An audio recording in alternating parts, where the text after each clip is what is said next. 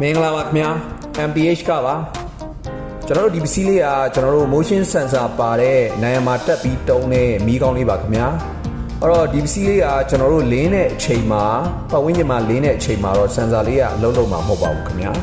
အဲ့တော့ဒီပစ္စည်းလေးမှာတက်ပြီးအသုံးပြုလို့ရတဲ့မီးလုံးရဲ့ watt အားကအများဆုံး40 watt အထိတက်ဆင်အသုံးပြုနိုင်ပါတယ်မီးလုံးရဲ့ခေါင်းကလည်းကျွန်တော်တို့ E27 အရစ်ခေါင်းလေးကိုတက်ပြီးအသုံးပြုပေးရပါတယ်ဒီ sensor လေးကကျွန်တော်တို့တက်ပြီးအသုံးပြုတဲ့အချိန်မှာ sensor ရှေ့မှာလှုပ်ရှားမှုမရှိရင်တော့မီးပိတ်ထားပါတယ် sensor ရှေ့မှာလှုပ်ရှားမှုရှိရင်ကျွန်တော်တို့မီးလင်းပေးပါတယ်မီးလင်းတဲ့ကြာချိန်ကစက္ကန့်30အထိလင်းပေးပါတယ်စက္ကန့်30အတွင်းမှာလှုပ်ရှားမှုတစ်စုံတရာမရှိရင်တော့မီးပြန်ပိတ်ပေးတဲ့ sensor မျိုးစားလေးပါခင်ဗျာ